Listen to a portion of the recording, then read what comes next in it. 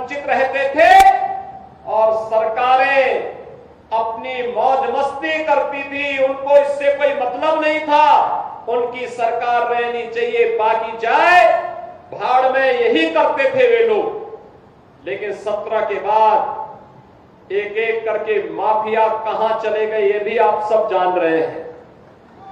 माफियाओं की छुट्टी हो गई, माफिया मुक्त उत्तर प्रदेश हो गया। जो लोग पर्व और त्योहार में विघ्न बाधा डालते थे, विघ्न बाधा समाप्त हुई। अब पर्व और त्योहार शांतिपूर्ण तरीके से मनाए जा रहे हैं। बेटी और व्यापारी की सुरक्षा पर जो खतरा पैदा करते थे वे सभी गायब हो गए और जो बचे हैं वे भी अपनी अंतिम यात्रा की तैयारी कर रहे होंगे। बहनों और भाइयों, मैं तो केवल आपसे कहने के लिए आया हूं, मैं केवल आपसे कहने के लिए आया हूं कि रात चलती हुई बेटी के साथ किस प्रकार का व्यवहार होता था, लक्ष्मी जी, और किस प्रकार के वक्तव्य आते थे उस समय के मंत्रियों के, किस प्रकार के बेशर्मी पूर्ण पकड़ों में देते थे समाजवादी पार्टी के नेता। बहनों और भाइयों, ये किसी से छुपा हुआ नहीं है और इसीलिए मैं आज आपसे कहने के लिए आया हूं, एक बेटी तो सबकी बेटी होती है। उस बेटी का सम्मान और उसकी रक्षा पूरे समाज का दायित्व बनता है। लेकिन ये समाजवादी पार्टी इसका महत्व कहां समझ पाएगी। यहां तो गुंडों की भरपूर फौज खड़ी थी, उनको लेकर के लोग चलते थे, उनको अपना शागिर्द मानते थे। जो जितना बड़ा गुंडा और माफिया होता था, समाजवादी पार्टी में उतना बड़ा ओहदा उसको दे दिया जाता था। और समाजवादी पार्टी के लोग इसी में गौरव से बोलते थे कि देखिए ये गुंडा हमारा इस जिले को संभालेगा। उनको नहीं पता था कि जनता लड़ाई लेगी, एक गुंडे और माफिया एक एक करके यमलोक की यात्रा के लिए प्रस्थान कर जाएंगे और जनता जनार्दन के साथ अन्याय का हिसाब चुकता होगा।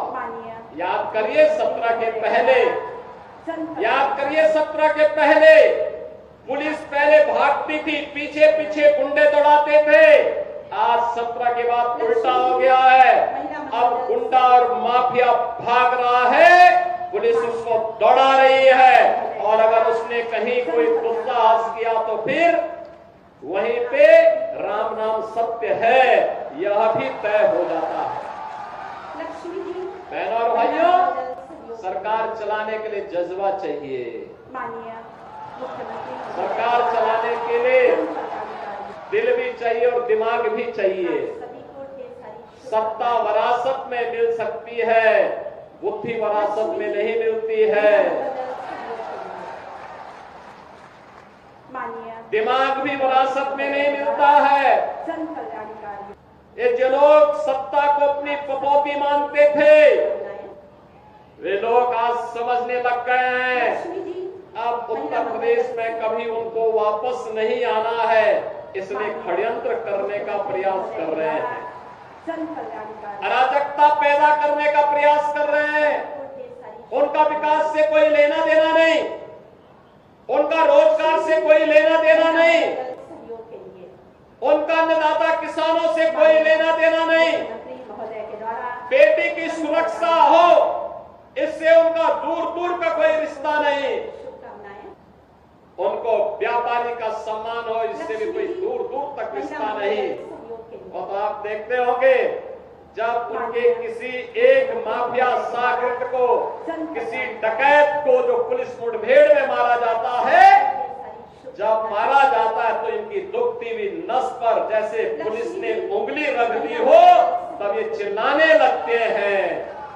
आप मुझे बताओ, आप मुझे बताओ, जो डकैत पुलिस मुठभेड़ में मारा गया, जो मारा गया, अगर वह डकैत जैसे हथियारों का प्रदर्शन करते हुए डकैती डाल रहा है, वहां ग्राहक भी बैठे हैं, ग्राहकों को खड़ा करके एक तरफ करके अगर गोली मार देता तो क्या उनकी जान को ये समाजवादी पार्टी वापस कर पाती क्या? कर पाती क्या? और वो किसी भी जाति के हो सकते थे, माननीय ग्राहक वो यादव भी हो सकता था, दलित भी हो सकता था, किसी भी जाति का हो सकता था, क्योंकि किसी को बेटी की शादी करनी होती है, किसी को कोई विदाई में कोई जेवर देना होता है। जेवर की परंपरा हमारे इतिहास का एक महत्वपूर्ण कार्यक्रम हिस्सा है, मांगलिक और एक शुभ कर्म का हिस्सा माना जाता है। और अगर जेवर खरीदने के लिए किसी शराब और किसी सुनार के घर में व्यवसायिक प्रतिष्ठान में कोई ग्राहक गया है और उस ग्राहक के साथ लूट हो, उस व्यापारी के साथ सरेआम लूट हो, डकैती डाल करके करोड़ों रुपए की डकैती डाल दी जाए, अगर डकैत हत्या करके भाग गया और पुलिस के पास सुराग नहीं मिलती तो यही लोग बोलते देखिए साहब अराजकता है।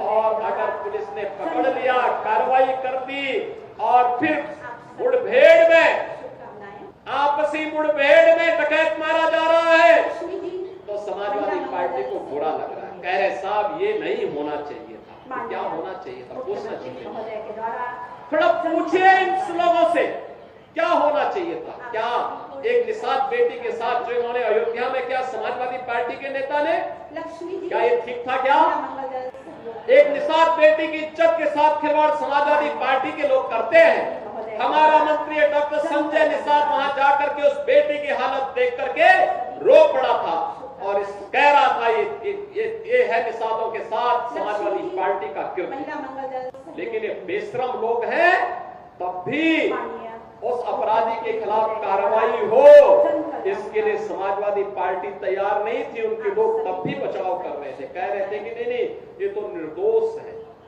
अरे निर्दोष क्या है, सब कुछ तो उसका प्रमाणित हो चुका है और उसके बाद भी निर्दोष बोलते हो उसको।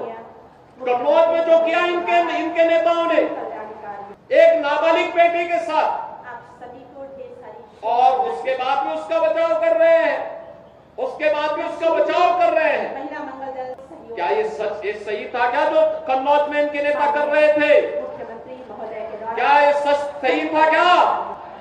आज तो प्रमाणित हो चुका है कि इनके कृत्य क्या है। बहनों और भाइयों, यही समाजवादी पार्टी की वास्तविक पहचान है, क्योंकि ये लोग जब से सत्ता में आए थे लगातार यही काम करते थे, व्यापारियों को लूटते थे, बेटियों की इज्जत के साथ खिलवाड़ करते थे, गरीबों की जमीनों पर कब्जा करते थे, दबंगई के बल पर गरीबों की जमीनों को कब्जा करते थे। याद करिए जब मार्च 17 में सरकार बनी थी और सरकार बनते ही मैंने कहा था अगर किसी भूमाफिया ने किसी गरीब की, किसी व्यापारी की, किसी सरकारी जमीन पर कब्जा कर रखा है तो 24 घंटे के अंदर खाली कर ले। और मैं फिर कहूंगा कि अगर किसी माफिया ने किसी गरीब की, किसी किसान की, किसी अन्नदाता किसान की, किसी व्यापारी की जमीन पर कब्जा किया है वे कृपया एक बार खाली कर ले। अगर खाली नहीं किया तो जो उसकी भी होगी उसको भी हम जब्त करके गरीब में बंटवाने का काम कर देंगे। मैं फिर कहूंगा ये माफियागिरी किसी भी स्थिति में नहीं चलने दी जाएगी। कानून का राज हो, सबको सुरक्षा मिलेगी, सबको योजनाओं का लाभ मिलेगा। लेकिन अगर कोई कानून को ठेगा दिखाने का काम करेगा तो उसका काम तमाम करने का काम भी सरकार करेगी और इसके लिए किसी भी हद तक जाकर के उसके दुस्साहस का जवाब देगी। और आज बहनों और भाइयों यही कहने के लिए मैं आज आपके पास आया हूं। मैं इसीलिए आपके पास आया हूं। ये लोग जाति के नाम पर आपको भिड़ाने का काम करेंगे, आपस में लड़ाने का काम करेंगे। ये लोग अराजकता पैदा करवाने के लिए, आपके पर्व और त्योहारों में विघ्न और बाधा डलवाने के लिए, बेटी की सुरक्षा को सेंध लगाने के लिए, व्यापारी की सुरक्षा में सेंध लगाने के लिए, अन्नदाता किसानों को शोषण करने के लिए ये लोग इसी प्रकार से फिर से जाति के नाम पर लड़ाने का काम करेंगे।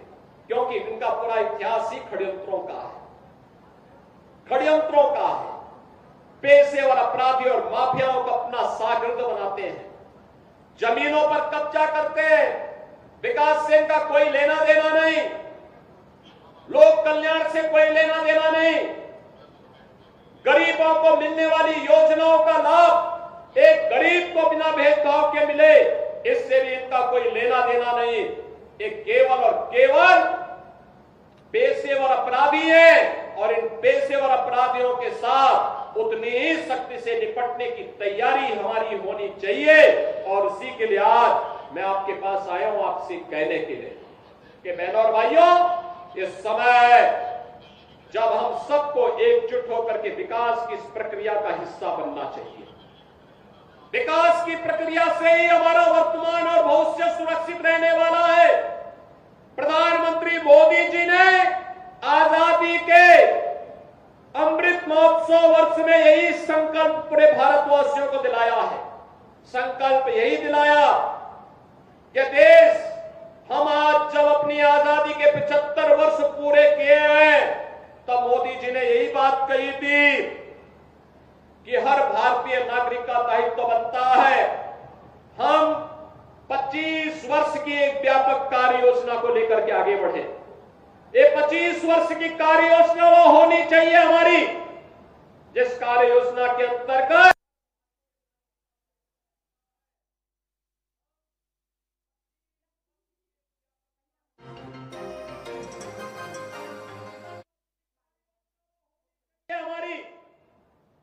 योजना के अंतर्गत 2047 में जब ये देश अपनी आजादी के 100 वर्ष पूरा करेगा, तब हमें कैसा भारत चाहिए।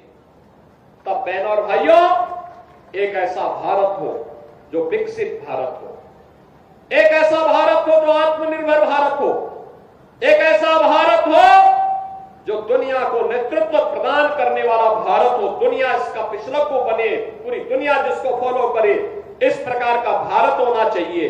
एक ऐसा भारत जहां पे हर युवा के कार्य को, हाथ को कार्य हो, जहां हर अन्नदाता किसान को उसकी उपज का अच्छा दाम मिले, जहां पर हर बेटी और हर व्यापारी सुरक्षित हो, ऐसा भारत हो जहां पर विकास के लिए पब्लिक को गुहार न लगाना पड़े, लोक कल्याणकारी योजनाओं के लिए किसी के दर तक जाने के लिए मजबूर न होना पड़े, स्वतः स्फूर्त भाव के साथ वैसे ही योजनाएं आपके घर तक पहुंचे जैसे आज विकास पहुंच रहा है, जैसे आज पहुंच रहा है। बहनों और भाइयों, 2017 के पहले रसोई गैस का कनेक्शन नहीं मिलता था, आज कनेक्शन आपके घर घर पहुंच रहा है ना। आज कोई समस्या रसोई गैस के कनेक्शन के लिए कोई समस्या नहीं, समस्या का समाधान कर दिया। ये समाजवादी पार्टी और कांग्रेस के लोग क्या करते थे, ब्लैक करते थे, 25,000 30,000 रुपए में एक कनेक्शन बेचते थे। आज तो फ्री हो गया, सबको फ्री, बिजली का कनेक्शन फ्री, उज्ज्वला योजना का रसोई फ्री, रसोई गैस का सिलेंडर फ्री। और इसमें हमारी सरकार ने निर्णय किया, होली और दीपावली में उज्ज्वला योजना के कनेक्शन धारी को फ्री में हम एक भरा हुआ सिलेंडर उपलब्ध करवाएंगे। और ये तो हम करा रहे हैं लगातार। अभी फिर दीपावली आने वाली है, दीपावली के अवसर पर फिर देंगे एक सिलेंडर भरा हुआ देंगे। और मैं आपसे यही कहने के लिए आज आया हूं, हम सब आज विकास का अनुगामी बने, प्रधानमंत्री मोदी जी के संकल्पों के साथ आगे बढ़े, नागरिक कर्तव्यों के साथ आगे जुड़े।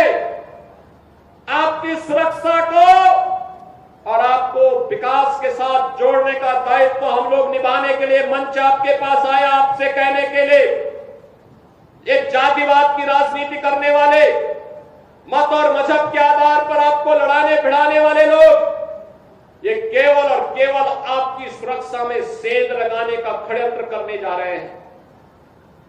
इनको आपसे कोई लेना देना नहीं होगा। ये लोग केवल बंटवारा करके फिर जब सत्ता में आने का, कभी जब ईपीएस तब भी एक सत्ता में आए, कांग्रेस हो, समाजवादी पार्टी हो, बहुजन समाज पार्टी हो, इन लोगों ने तब केवल तुष्टीकरण के अलावा कुछ नहीं किया। तुष्टीकरण की नीतियों पर चले, अराजकता फैलाए, पर्व और त्योहारों में विघ्न बाधाएं डलवाई, आपको कोई भी आयोजन नहीं करने देते थे। न होली, न दीपावली, न दशहरा, न दुर्गा पूजा, न नाग पंचमी, न कृष्ण जन्माष्टमी, न शिवरात्रि, कोई भी पर्व त्योहार आप शांतिपूर्ण तरीके से नहीं मना सकते थे। आज तो विकास जब आपके द्वारा आया है, बहनों और भाइयों, यह आज 1231 करोड़ की ये परियोजना है, जिसमें यहां की विकास की अनेक योजनाएं हैं। इन विकास की योजनाओं में आपके यहां सुरक्षा से भी जुड़े हुए मामले हैं। टाटा टेक्नोलॉजीज के माध्यम से प्रदेश की आईटीआई को और आपके अम्बेडकर नगर जनपद की आईटीआई को भी एक वर्ल्ड क्लास स्किल डेवलपमेंट के नए सेंटर के रूप में विकसित करने के कार्यक्रम का भी आज यहां उद्घाटन करने जा रहे हैं। बहनों और भाइयों, जल जीवन मिशन की योजनाएं हो या फिर यहां की सड़कों का, इंजीनियरिंग कॉलेजेस का, या फिर बाबा जगरदेव धाम के पर्यटन विकास का हो, या फिर शिलान्यास की योजनाओं में जितने भी सड़कों के प्रस्ताव, बिजली से जुड़े हुए प्रस्ताव और शिव बाबा मंदिर और झारखंड बाबा मंदिर के पर्यटन विकास की योजनाएं जो हमारे पास आई थी, या बृहद गौ संरक्षण केंद्र से जुड़े हुए जो प्रस्ताव हमारे पास आए थे, इन सभी प्रस्तावों को भी इनके साथ जोड़ करके आज यहां पर श्रवण धाम में श्रवण घाट के निर्माण का कार्यक्रम है। इन सभी योजनाओं को आज हम यहां पे लोकार्पण और शिलान्यास के साथ कार्य करने जा रहे हैं। बहनों और भाइयों, कटहरी विधानसभा की दरबन झील को इको पर्यटन विकास कार्य योजना के लिए भी आज हम यहां पे शिलान्यास करने जा रहे हैं। लोक निर्माण विभाग की 25 परियोजनाओं का, सड़क की परियोजनाओं का जो कटहरी विधानसभा क्षेत्र से थी, इनके लिए भी धनराशि देकर के इनका शिलान्यास हो रहा है। पावर कारपोरेशन से जुड़े हुए भी जो सब स्टेशन और विद्युतीकरण के कार्य के थे, उनको भी हम यहाँ पे शिलान्यास करने जा रहे हैं। सीएससी कटहरी के पब्लिक हेल्थ यूनिट का निर्माण का ब्लॉक का भी आज यहाँ पे शिलान्यास होने जा रहा है, और 140 राजकीय नलकूपों के आधुनिकीकरण, 4 राजकीय नलकूप, नए नलकूपों की स्थापना के लिए भी आज उसका भी शिलान्यास यहां होने जा रहा है, और श्रवण धाम में पर्यटन विकास की कार्य योजना को भी आज हम सब यहां पे शिलान्यास करने जा रहे हैं। बहनों और भाइयों, इसके साथ ही यहां पर आज हम लोग कटहरी का जो बाईपास है, कटहरी के इस बाईपास के निर्माण के लिए भी आज हम इसको भी स्वीकृत करके इस कार्यक्रम को भी आगे बढ़ाने जा रहे हैं।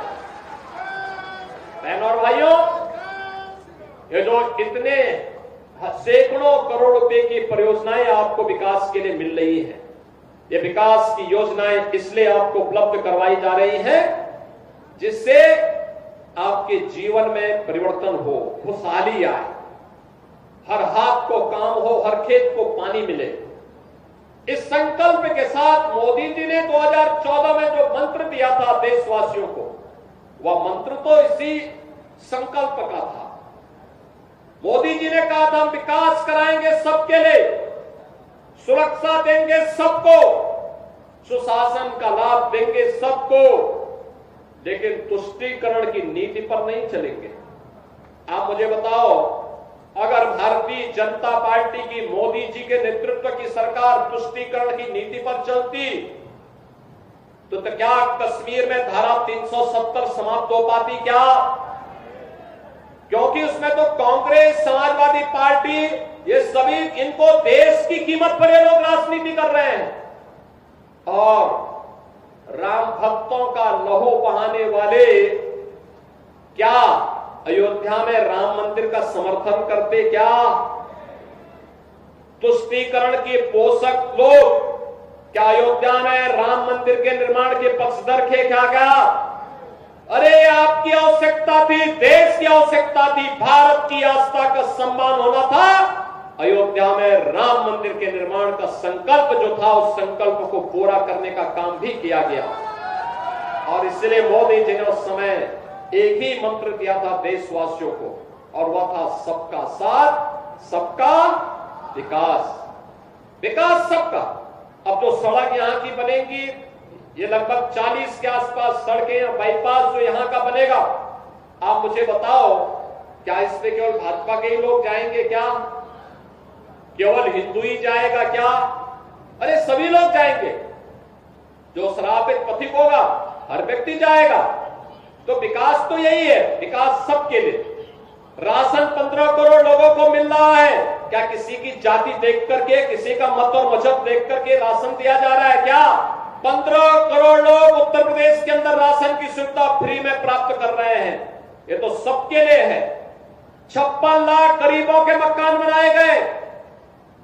10 करोड़ लोगों को प्रदेश के अंदर आयुष्मान भारत की सुविधा उपलब्ध हुई। क्या ये चेहरा देख करके दिया गया क्या? बहनों और भाइयों, उज्ज्वला योजना का कनेक्शन हो, आयुष्मान भारत का कार्ड हो, या फिर राशन कार्ड की सुविधा, राशन की सुविधा, विकास की योजनाएं हो या गरीब कल्याण की योजनाएं, इन योजनाओं में बिना भेदभाव के योजना का लाभ हर एक व्यक्ति को दिया गया। जब भारतीय जनता पार्टी भेदभाव नहीं कर रही है, बिना किसी भेदभाव के सबके साथ, सबका साथ और सबके विकास के साथ आपकी सुरक्षा, आपकी समृद्धि और आपके लिए सुशासन लाने के लिए प्रतिबद्ध है, तो आपका आशीर्वाद भी इसी रूप में भारतीय जनता पार्टी को प्राप्त होना चाहिए। प्राप्त होगा। आप लोग सहमत हैं? सभी लोग सहमत हैं? और हम लोग अभी पिछले दिनों आए थे यहां पे, टैबलेट और स्मार्टफोन की प्रक्रिया को आगे बढ़ाया था। 2 करोड़ युवाओं को हम टैबलेट और स्मार्टफोन दे रहे हैं। बहनों और भाइयों, उत्तर प्रदेश का युवा भी तकनीकी दृष्टि से सक्षम हो सके, इसके लिए उन्हें टैबलेट और स्मार्टफोन के साथ जोड़ने का काम किया जा रहा है, उसकी ट्रेनिंग दी जा रही है। केंद्र और राज्य सरकार की योजनाओं का लाभ उन्हें प्रदान किया जा रहा है। और आज मैं आपको यही आश्वासन देने के लिए आया हूं, रोजगार मेला हो, ऋण मेला हो, टैबलेट और स्मार्टफोन का वितरण हो या सरकारी नौकरी। आज सरकारी नौकरी 6.5 लाख सरकारी नौकरी हम लोगों ने उत्तर प्रदेश के युवाओं को दिया है। अभी पुलिस की भर्ती हुई, 60,200 से अधिक पुलिस की भर्ती की परीक्षा संपन्न हो गई। बहुत जल्दी उसका परिणाम भी आने वाला है। बहनों और भाइयों, 60,200 भर्ती एक साथ हो जाए, ये पहली बार उत्तर प्रदेश में हुआ है। उत्तर प्रदेश के हर जनपद का युवा उसमें भर्ती होगा और उसमें भी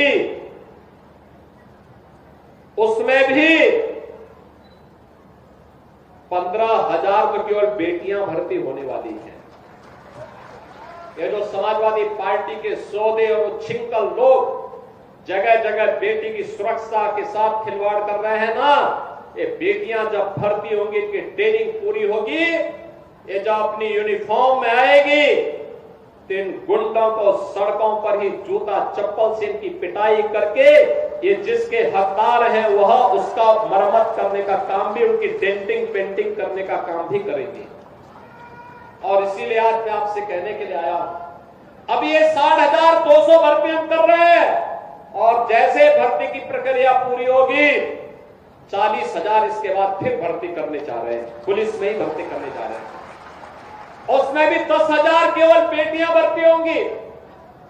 याद रखना, बेटियों को उसमें भी हम भर्ती करने जा रहे हैं।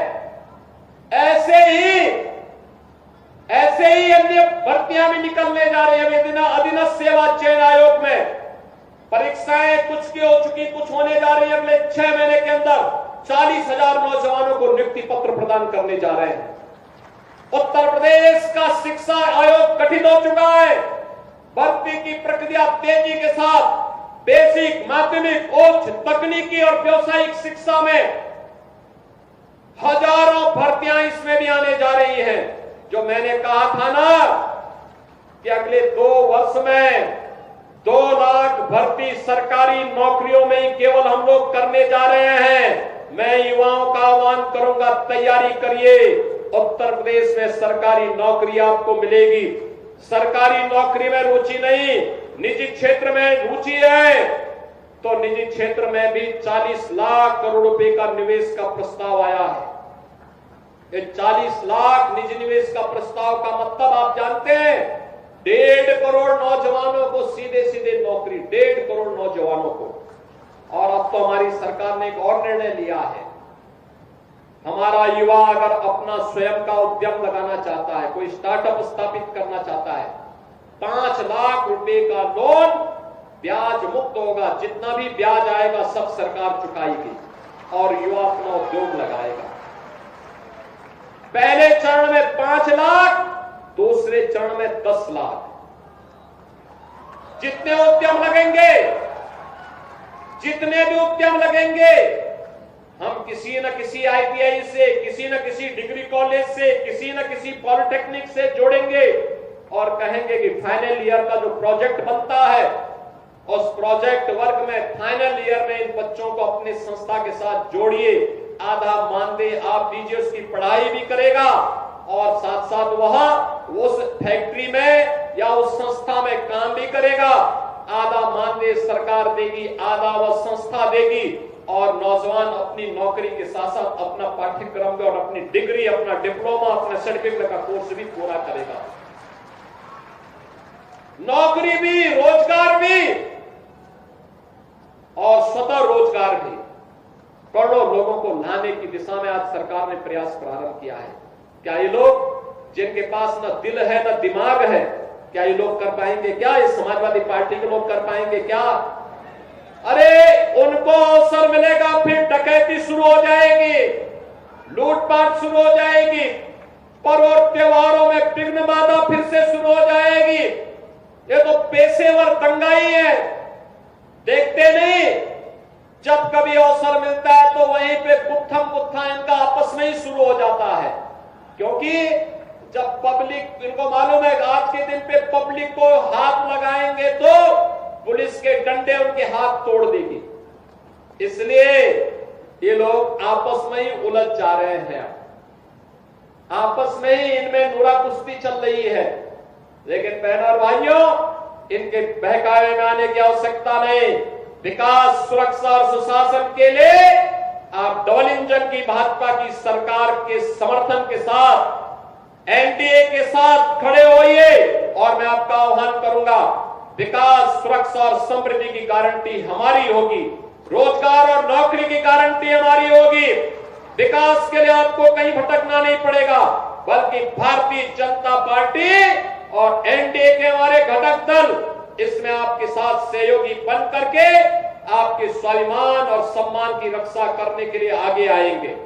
और मैं फिर आपको आश्वस्त करता हूं, जो विकास के कार्यक्रम सरकार के चल रहे हैं, यहां भी हम लोग एक और कार्यक्रम करने जा रहे हैं। महाराज सुहेलदेव का हम लोगों ने विजय स्तंभ और विजय स्मारक बहराइच में बनाया है, जहां उन्होंने गाजी को मारा था। सालार मसूद गाजी को जहां महाराज सुहेलदेव ने मारा था अपने सौर प्राकर से 1000 वर्ष पहले। और मैंने देखा है, सुना है, अंबेडकर नगर में भी महाराज सुहेलदेव का किला है। महाराज सुहेलदेव के इस किले के पुनरुद्धार के लिए ESI के साथ हम बातचीत करेंगे। और बहनों और भाइयों, उस किले के संरक्षण के साथ वहां पर भी उनका एक भव्य स्मारक बने, इसके लिए यह भारत माता के महान सपूत हैं, राष्ट्र नायक हैं। उनका सौर और पराक्रम में ऐसा था कि उन्होंने जब एक बार सालार मसूद को मारा, 150 वर्षों तक भारत पर कोई विदेशी आक्रांता हमला करने की जरूरत नहीं महसूस कर पाया था, हिम्मत नहीं हुई फिर। और फिर मैं आपसे आश्वस्त करने के लिए आया हूं, सरकार आपके साथ रहेगी, अपने पूर्वजों का सम्मान करेगी। महाराज सुहेलदेव हो या फिर भगवान राम के प्रिय सखा निषाद राज की स्मृतियों को जीवंत बनाए रखने का कार्यक्रम सरकार लगातार इन कार्यक्रमों को आगे लेकर के चलेगी। आज के इस अवसर पर ये 12 से 31 करोड़ रुपए की परियोजनाओं के लिए अंबेडकर नगर वासियों को और खास तौर पर कटहरी विधानसभा क्षेत्र के वासियों को हृदय से बधाई देता हूं। आप सबको अपनी शुभकामनाएं देता हूं और विश्वास व्यक्त करता हूं कि आप सभी लोग गणेश उत्सव के अवसर पर प्राप्ति इस योजना का लाभ आने वाले समय में ले पाएंगे और विकास और सुशासन के लिए डबल इंजन की सरकार के साथ सदैव खड़े होकर के वर्तमान और भविष्य को उज्जवल बनाने में अपना योगदान देंगे। आप सबके प्रति मेरी शुभकामनाएं। धन्यवाद। जय हिंद। जय जय श्री राम। जय जय श्री राम।